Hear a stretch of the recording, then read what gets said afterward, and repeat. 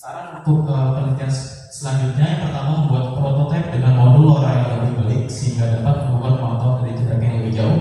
Yang kedua, membuat sistem peringatan saat suhu dan kelembapan laboratorium lebih standar kondisi lingkungan laboratorium. Nah, berikut daftar pustaka yang saya gunakan.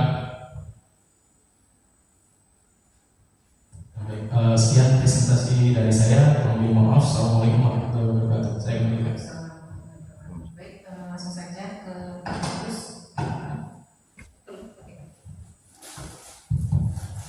Terima kasih Bu ya, selaku ketua sidang. Siapa namanya? Iqbal, Muhammad Iqbal membuat prototipe alat pemantau suhu dan kelembapan laboratorium. Menurut kamu, kalau saya tanya seberapa mampu prototipe kamu itu mengukur, saya jawab seperti apa? Seberapa mampu mengukur suhu dan kelembaban? Kamu melihatnya dari sudut pandang mana? Saya baru secara umum itu dihubungkan dengan spek teknis. Setelah kamu buat kan kemampuannya bisa dilihat dari yang ditunjukkan oleh data. Seberapa mampu sih dia mengukur kelembaban dan suhu? Kamu melihat dari sudut pandang mana? Yang utama itu spek meteorologi kan sebenarnya dia mampu baca di kisaran berapa gitu. Baik, yang pertama dari sensornya sendiri dari minus 40 derajat Celcius sampai dengan 80 derajat Celcius. Nah, kemudian untuk performa dari pemantauannya sendiri bisa dilihat dari yang data yang diterima, data yang didapat itu alat ini mampu melakukan pemantauan hingga 5 jam. Jadi kalau saya bilang untuk pemantauan lab laboratorium itu saya pikir mampu Pak, karena dari lab sendiri kan pemantauannya nggak selama 24 jam ya Pak. Mungkin gini, pertama tujuan kamu menulis tujuan penelitiannya adalah untuk memantau suhu dan kelembapan laboratorium. Kamu survei dulu ruang suhu dan kelembapan itu perubahan suhu dan kelembapan yang dibutuhkan, kira-kira kemampuannya berubah sedikit 0,1 aja, mampu nggak lah kamu? Suhu itu kan fluktuasi ya. Nanti kalau kamu udah survei, baru kamu menentukan nih cara pengujiannya. Cara pengujiannya kalau suhu, kamu ambil yang mana? Lab PPSTK. Oh dia ada di Bandung ya. Bandung ketinggian tertentu dia cepat banget tuh berubahnya tuh. Kemampuan kamu bisa nggak ditunjukkan? Perubahan 0,1, kamu jawabnya kemampuan kamu berapa? 0,1 misalkan dari 25 derajat Celcius dia berubah jadi 25,1, 25,3 atau 24,2. Nah, kalau ditanya seperti itu, kemampuan kamu bisa membaca kemampuan terkecilnya berapa perubahan suhunya? Resolusinya 0,1 derajat Celcius suhu. Itu yang paling utama ya. Kan mau dipantau perubahan suhu. Ada yang berubah 1 derajat, wah kalau udah 25,1 dia nggak bisa gitu. Prinsip kerjanya gitu kan yang paling utama. Kemudian kamu mau ukur ruangan kan? Ruangan itu gimana cara mengatasi, apakah dia homogen gitu kan? Kamu ngambil titik, misalnya titik ujung dapat suhu ruangan itu sekitar 27, kok di tengah beda gitu. Nah, kamu pengujiannya seperti apa nih? Untuk pengujian sendiri, saya yang pertama itu akan mendiamkan labnya, jadi ditutup semuanya, pintu atau jendela yang ada, itu didiamkan selama 1 jam Pak. Selama 1 jam, 1 jam itu saya akan menyalakan AC, kira-kira yang sesuai 20 derajat, 20 derajat Celcius, dan dinyalakan yang itu ada namanya di lab itu kan humidifier ya Pak ya, ada humidifiernya. Saya nyalakan di 50%. Itu didiamkan selama 1 jam, baru habis itu baru dilakukan pengujian. Jadi pengkondisi itu tadi survei itu yang perlu dilakukan adalah kita pengkondisian mau seperti apa dengan ruangan yang ada, itu dulu dilakukan pengkondisian. Berapa lama gitu kan? Kamu jawabnya gimana? Kalau tanya berapa lama? 1 jam dapat dari mana? Haruskah 2 jam atau 1 jam? Haruskah 5 menit, 10 menit? dari sebenarnya kalau dari jurnal BSN Pak itu 4 jam Pak harusnya pengkondisiannya. Dasar teori kamu nggak tahu dulu. Untuk dasar teori saya kurang mengulik lebih dalam, tapi yang dari saya baca jurnal itu sih 4 jam harusnya Pak. Pernah kuliah SUMK, SUMK kan kemana? Ya benar. Saya tanya nih, laboratorium dengan volume yang setengah ini, pengkondisian apakah sama dengan yang volume sebesar itu? Dapatkah teori itu? Saya mungkin Waktu pengkondisiannya, untuk teorinya saya kurang tahu sih Pak. Lupa. homogenitas dan closure ya, homogenitas dan closure itu tergantung dari volume.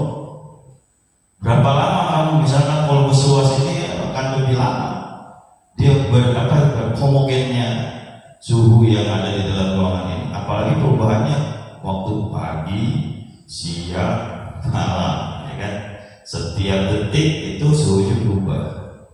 Kalau volumenya lebih luas akan lebih lama. Kamu harus bisa jawab teorinya. Ada rumusnya. Rumus untuk 3 dimensi, geometri, enclosure ya. Anggap aja open ya kan. Cuma dia setting suhu ruangan open itu. Nah open itu kalau dia bentuknya simetris seperti ini ruangan 3 dimensi, kamu tarik garis diagonal dari titik yang paling mewakili ruangan itu, kamu ngambil titiknya di mana? 1 titik, 2 titik? 1 titik Pak. Menentukan titiknya kamu di mana? Di tengah ruangan Pak. Di tengah kan banyak diameternya. Kalau bisa dibuat tuh. Jadi kalau dilihat pusbin itu kan ada meja di tinggi gede ya Pak. Oke. Untuk timbangan atau AT gitu. Saya taruh di tengah dari sisi ruangan. Itu nggak salah itu ya, ada aturannya ya. Dengan titik tengah 3 dimensi itu tarik garis diagonal ruangan ujung ke ujung, lihat titik perpotongannya. Itu tuh titik yang wajib tuh. Kalau mau lihat homogenitas sebenarnya nggak ada hitungan, nggak 1 titik itu diragukan. Oleh karena bagaimana dengan pengukuran yang metodologi gitu kan? Bagaimana pengukuran yang meyakinkan untuk mewakili ruangan tersebut? Homogenitas itu kalau 1 kurang. Ada berapa titik gitu kan? Kalau open dengan volume sekian dia punya 9 titik. Kenapa? Ada rumusnya kan? Masukin tabel. Nah itu ada. Sama minimal ya. Dari rekayasa fisika. Rekayasa fisika itu gini, ketika dia 3 dimensi, dia akan berkumpul kalau simetris ya, berkumpul kira-kira homogenitas di titik tengah ruangan. Titik tengah ruangan itu kamu harusnya mengambil pengambilan di diagonal perpotongan tersebut, ya kan? Lebih dari itu bagus. Yang mewakili atas, coba aja kamu belum tentu sama loh, belum tentu homogen atas dengan bawah. Yang mewakili atas kemudian dikondisikan yang bagus. Oke, kamu pakai tampilan di internet bisa. Bisa. Kamu bisa perhatikan grafiknya. Kalau dari Blink saya tidak mengatur untuk grafik Pak, tapi untuk aplikasi Blinknya ya Pak.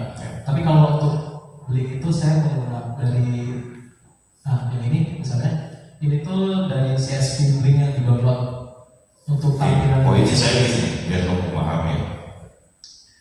Kita akan melihat di pengukuran kamu yang paling penting adalah homogenitas. Kamu harus melihat yang mewakili kiri atas dan mewakili kiri bawah. Ambil 3 titik minimal lah. Sebenarnya perhitungan dengan volume sekian berapa titik yang minimum ya kan? 3 yang paling penting, atas, bawah, tengah, diagonal tadi. Lihat grafiknya.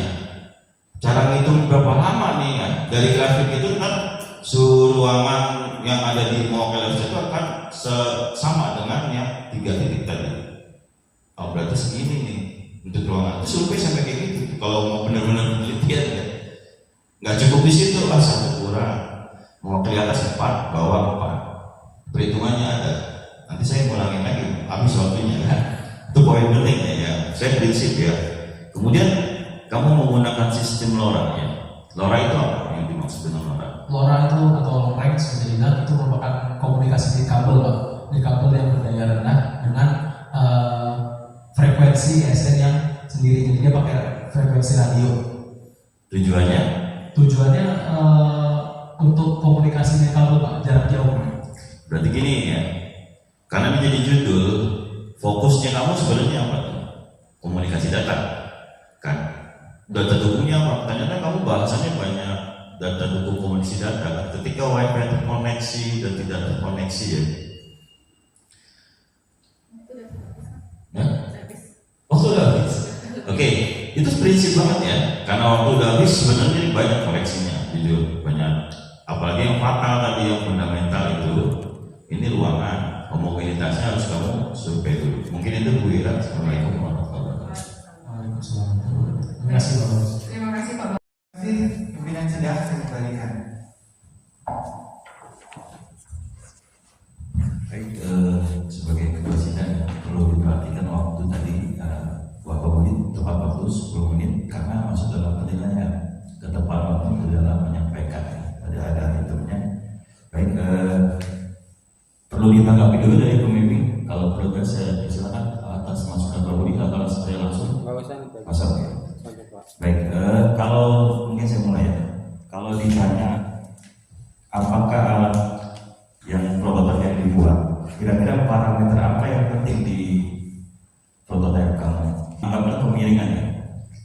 Kemiringan itu perubahannya kita berubah. Nah, kalau ditanyakan berapa kemampuan kemiringan yang dipunyai alat ini, perubahannya, kemampuan terkecil yang prototipe ini mampu. 0,1 derajat untuk resolusinya. Jadi kalau miring sedikit 0,1 bisa terbaca. Bisa ditunjukkan datanya. Tadi yang menunjukkan kemampuan terkecilnya 0,1. Ada di lampiran Pak. Dia ditunjukkan di slide-nya. Di formulnya rata-ratanya aja langsung grafik. Kamu melakukan pengujian kan?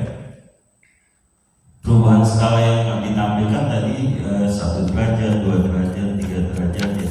Perubahan kemiringannya, coba dicek. Perubahan kemiringannya yang menunjukkan 0,1 di mananya coba. Misalkan bejana ukur mau ditaruh nih, ternyata dia nggak pas 1 derajat, 0,9 bisa baca miringnya 0,9 derajat tadi. Itu kan, nah dari situ kan 1, 2, 3. Ada nggak data yang menunjukkan miring 0,1 derajat aja bisa baca loh alat kamu? Bukan hasil perhitungan ya, hasil akurasi persentase sampai setelah dibandingkan itu beda. Bisa menunjukkan ya, coba. Seandainya alat kamu baca kurang 1 derajat ya, saya punya alat bisa baca 0,9 kurang 0,9 derajat gitu. Alat kamu mampu nggak baca? Ada di penunjukan di hasil grafik. Di regres ya. Kalau di video tadi ya perubahannya 1 derajat. Coba tunjukin yang video tadi perubahan 1,5 bisa ditunjukkan nggak? Kalau berubah 1,5. Di videonya nggak ada Pak. Tapi di alat kamu mampu 1,5 derajat. Bisa. Kemampuan 0,1. Lebih dari tadi kemampuan 0,01 apa 0,1? 0,1. 0,1 bisa. Sensornya juga bisa tunjukkan sensornya nggak? Tapi tadi tidak apa 1 derajat, 2 derajat itu tujuannya apa? Kan kalau misalnya kemiringannya berkisar 0,1 sampai 0,9 itu belum terlalu miring gitu Pak rasanya. Untuk memudahkan penunjukan itu. Oh, untuk memudahkan pengambilan data. Sebenarnya kalau posisi benar-benar miring sekitar 0,4, 0,5 bisa terbaca ya. Kalau bisa ditunjukkan datanya. Atau syarat saya kalau bisa ujinya itu yang menunjukkan kemampuan kamu, jangan titiknya jangan 1 derajat per 0,1 yang mewakili. Jadi kamu coba uji ya, kemiringan di 1,4, 1,3 gitu. Kalau di programnya dibuatnya ya, antara minus 0,5 sampai 0,5 derajat itu masih mati semua PLD-nya atau dianggapnya 0 karena kemiringannya kurang signifikan gitu. Saya pengen tahu misalkan miringnya 2,7 bisa baca? Bisa. Oh ya, oke. tunjukkan di data, harus kamu ada data pengujiannya yang kalau dia kemarin saya analikan dia per 0,1 berapa dibaca prototipe kamu bisa tunjukkan kan gitu. Kalau hasil IPS titik yang paling tinggi juga bisa kita ambil walaupun kita ngelakuin pengujian kan. Nah, kemudian seandainya kurang ya, nggak ada otomatis, saya kurang menjaga umur nih, misalnya saya penggunanya itu menjaga umur kurang 1 derajat, bisa otomatis berdiri sendiri supaya Enggak Pak, Pak ini kan ada pengecek sebenarnya. cuma mengecek nilainya aja. Kalau ditanya alat ini sebenarnya cuma mengecek, mendeteksi atau mengukur. Mengukur kemiringan dengan cara mendeteksi kedataran. Kan beda tuh kalimatnya. Filosofinya kan beda. Ketika mengukur kamu harus bisa menunjukkan angka. Angka itu adalah kemampuan terkecil yang kamu mampu ya. Bisa ditunjukkan kalau bisa dengan data gitu kan. Karena yang diuji kenaikannya 1, 2. Jadi orang menganggapnya kemampuannya cuma 1 derajat. Ketika 1,2 nggak bisa, 1,5 nggak bisa gitu. Memang banyak dari kita yang menggunakan regress ya, kemampuan alat, padahal itu belum mencerminkan ya ketika konstruksi itu sebenarnya fluida yang kalau kita alami fluida ya, fluida terkecil itu dia akan bisa membaca, dia bisa membaca karena hasil regress, karena dia menggunakan sensor turbin misalnya, turbin itu butuh arus yang kencang misalnya, ketika arusnya kecil belum tentu baca, ini sama gitu. Kalau misalkan kalau punya data yang menunjukkan kenaikan 0,1, kemiringannya berubah 0,1, 0,2, oh ya saya yakin. Kemudian baru kita lihat hasilnya nih, akurasinya. Kamu dapat berapa persen akurasinya sama presisinya aja deh. Tunjukkan datanya. Itu ada berapa titik ya? Ada di 8 pemilihan 8 titik ya, karena bentuknya plus ya. Akan sumbu X beda kan dengan sumbu X. Kalau bentuknya X akan beda. Titik 8 titiknya di mana aja? Di sumbu X positif, X negatif, Y positif, Y negatif, kemudian pada titik A, B, C, dan lagi masing-masing kaki landasan Pak. Kedataran itu pengaruh ketika kita menentukan titiknya.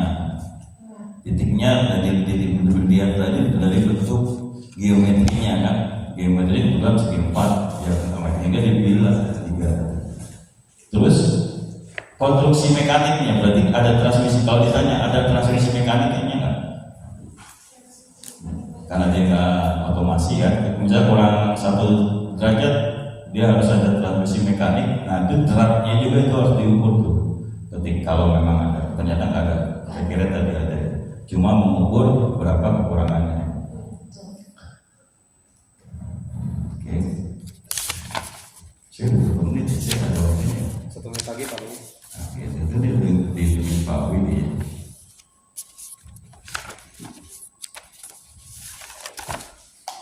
Tunjukin sensornya yang mana? Bentuk sensornya gimana? Cara kerja prinsip sensornya gimana? Kok bisa muncul angka 1 derajat kurang, prosesnya gimana? Prinsip transduksinya ada nggak? Kalau di PowerPoint ini nggak ada Pak, tapi di laporan ada. Gimana? Kamu jelaskan prinsipnya sehingga muncul 1 derajat gitu. Pasti kan ada transmisi mekanik. Kenapa bisa membaca 1 derajat? Mekaniknya kurang 1 derajat gitu. Nah, itu pasti.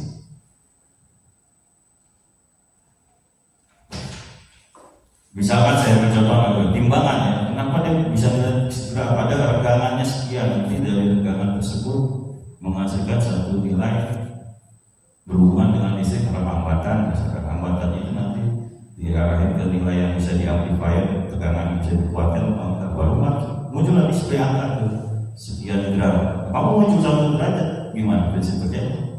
Jadi sensornya itu mengukur percepatan objek Pak, mengukur percepatan yang nanti dengan rumus trigonometri menjadi derajat kemiringan gitu. Ya, kalau itu juga terbentuk mekanismenya, ada proses penguatannya nggak? Masih perlu ditampilkan ke display itu? Ini kan segmen ya. Kok bisa angka 1 prinsip kerjanya gimana?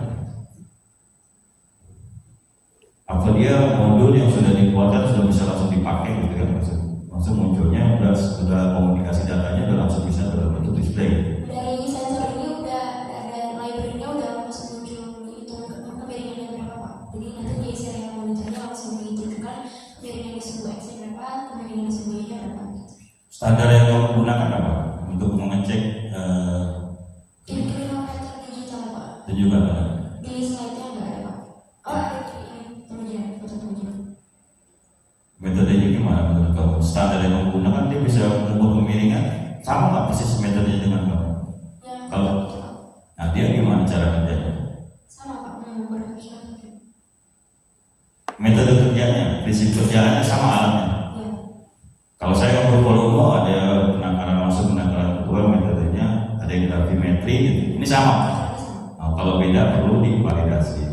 Kira-kira kok cukup dengan nilai persen akurasi bisa sama presisi, bisa juga divalidasi. Kalau dua metode yang berbeda kan ternyata sama.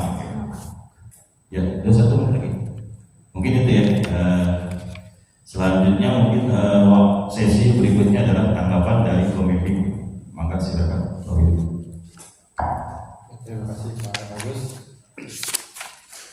Dan saya ucapkan pertama selamat ya penelitian sudah selesai. Saya jujur aja sengaja sudah saya periksa tugas akhirnya, kalau udah pusing biar diberi komentar oleh penguji dan persidang. Masukannya bagus-bagus ya, itu perlu diperbaiki memang laporannya. dengan turbulen sebesar dengan nilai bilangan 4.870. Hubungan antara nilai debit dan bilangan not paling lurus dan semakin besar nilai debit maka nilai bilangan notnya juga semakin besar. Kemudian yang ketiga, untuk menentukan tulis akhiran bilangan not di bawah 2.300 maka diperoleh akhiran laminet. Kemudian saat bilangan not kurang lebih dari 4.000 maka jenis akhirannya membentuk akhiran turbulen. Kemudian apabila nilai bilangan notnya antara 2.300 hingga 4.000 maka akhirannya adalah transisi. Saran dari saya untuk penelitian selanjutnya yang pertama yaitu dapat memperbanyak variasi fluida seperti menggunakan minyak atau jenis fluida lainnya. Kemudian ada memberikan variasi rangkaian pipa menjadi pipa belok karena dalam penelitian ini menggunakan rangkaian pipa lurus. Yang ketiga adalah mengembangkan penyimpanan data dari microSD menjadi IoT atau website atau aplikasi dan sebagainya.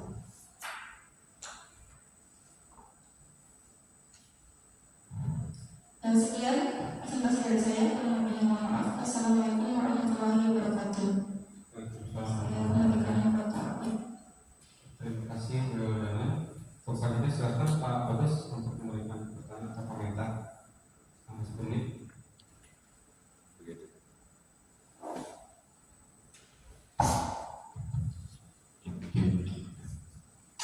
Baik, terima kasih Pak Wiwi selaku ketua sidang.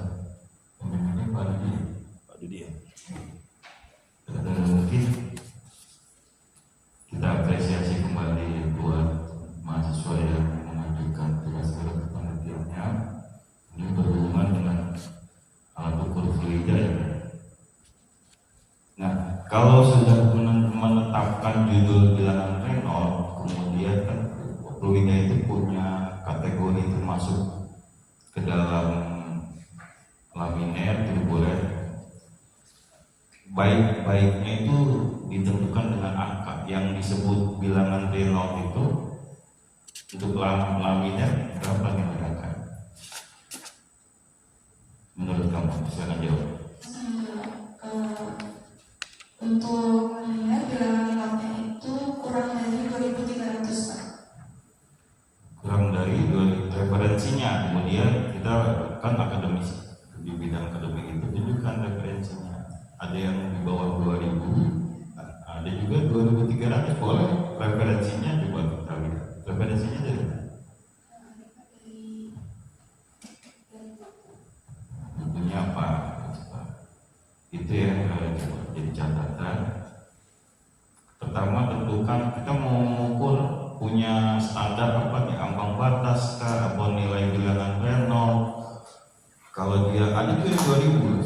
saya dapat angka 2001 aja, tapi referensi tertentu itu bukan laminer lagi sudah.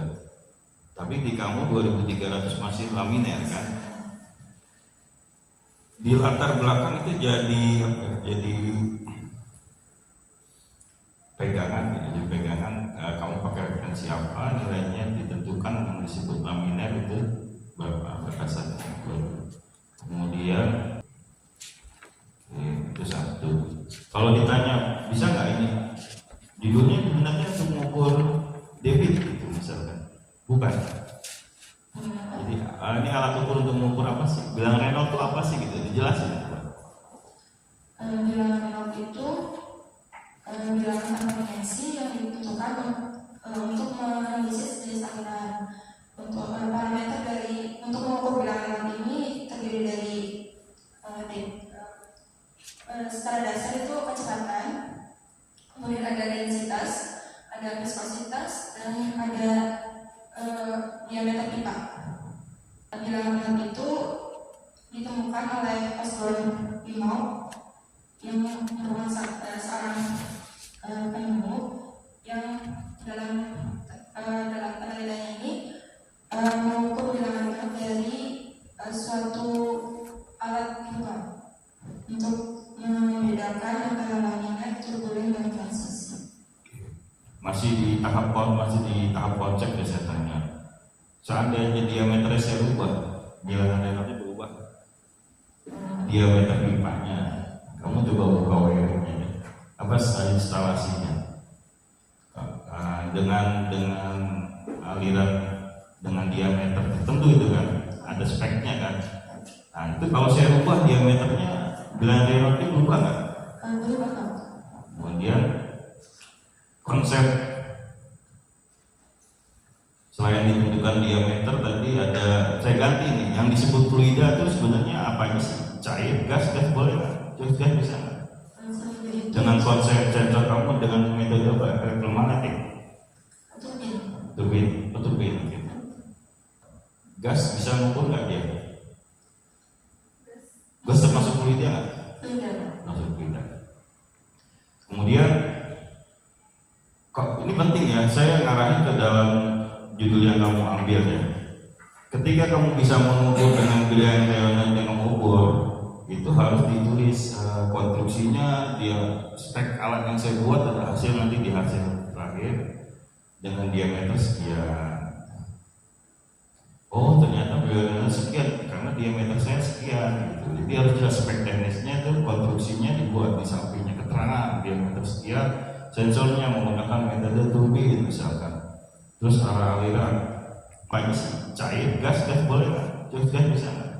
Nah, selain menggunakan turbin, menurut kamu kalau saya ganti konsepnya dengan beda tekanan gitu, bagusan mana metode?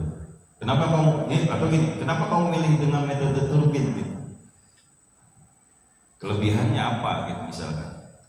Menurut saya bilangan ini itu lebih mudah karena nilai debitnya langsung keluar. Dimana nilai debitnya ini berbanding lurus dengan pulsa atau frekuensi dari keluaran sensornya, Pak.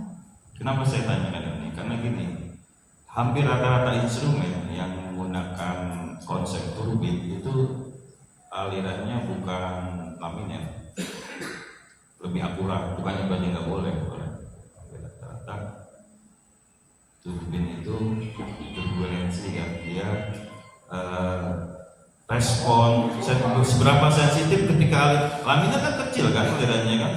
Turbin itu kadang-kadang nggak mau gerak, apalagi kalau lihat ini kan dengan Arduino ya. Arduino itu kebanyakan konstruksinya dengan plastik dan sebagainya itu. Aliran yang kecil dia melaminar, cuman kecil nggak mampu mendorong kan, sehingga akurasinya memang benar pasti dia laminar karena kan lambat kan. Cuman akurasinya seberapa lambat kan kita gitu. Kalau instrumen itu sebenarnya seberapa lambat, seberapa laminar dia nih gitu kan. Nah, lebih ke kenapa saya tanyakan kenapa kamu pakai metode turbin gitu kan. Nah, karena kebanyakan di lapangan turbin itu nanti arahnya ke turbulensi yang ya termasuk laminar, cuman laminar yang di atas 1500 1.500, 1.600, 1.700 itu bisa rupiah. Kalau ada di bawah itu kadang-kadang nggak detect. Coba kamu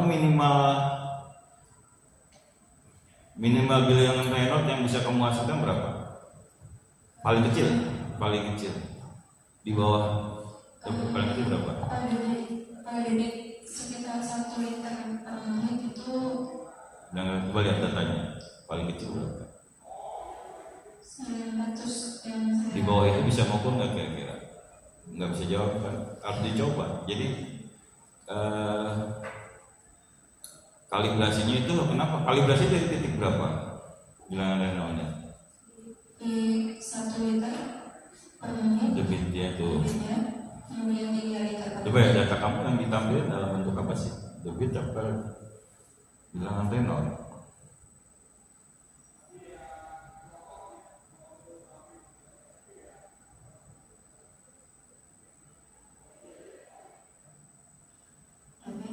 ada debit, ada perbandingan yang Coba yang Reynolds ini ya, yang Reynolds ya. Kamu buat grafiknya enggak? Bilangan kecil dari bilangannya atau langsung di regress ya? Berarti terkecilnya 1.800. Bisa baca nggak? Kamu nge-regress gitu, ternyata nggak bisa baca di 900, 800. Nah itu gunanya kalibrasi itu sebenarnya kayak pengukurannya bimbingan saya. Dia diameter 10 cm. Coba yang 1 menit baca nggak itu pakai image processing kan? Mau di regress dapat tuh dia tuh. Saya suruh pakai cashbook yang paling kecil sampai yang paling gede gitu. Ada yang alat-alat tertentu mampu dia mengukur di bilangan yang tinggi, ada yang mampu yang kecil gitu. Ya, harus diperhatikan. Kemudian kita lihat wiringnya. Tadi kan ada wiring gede. Jadi konsep udah ya. Konsep yang jadi catatan apa tadi? Referensi bilangan Reynolds-nya, ya kan? Terus konsep satu menit lagi. Konsep bagaimana hubungan spesifikasi yang kamu buat tadi pipanya dan lain sebagainya harus betul-betul jelas sehingga kamu hasilkan di prototipe kamu sesuai yang spesifikasi teknis yang saya buat. Diameter sekian harus ada tuh datanya tuh. 1 menit lagi ya. Kesimpulannya kamu sudah benar apa? Bisa menentukan apa yang mempengaruhi tadi, yang mempengaruhi bilangan Reynolds tersebut terdiri dari apa aja tadi sesuai dengan rumusnya kan.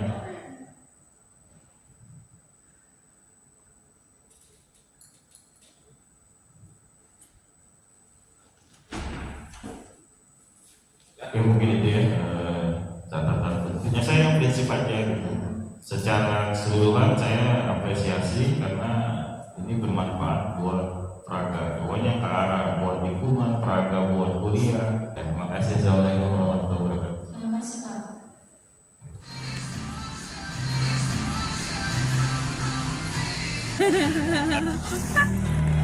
Oh iya, tolong. Oh iya, tolong.